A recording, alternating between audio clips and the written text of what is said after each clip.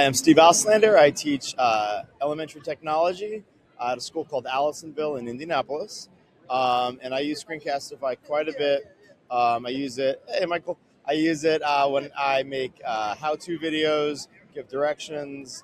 Often I'll use it anytime I make subplans.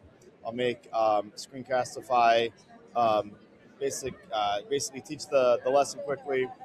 So I just have the substitute teacher just press play, and so I feel like I'm able to actually teach my kids when I'm not there.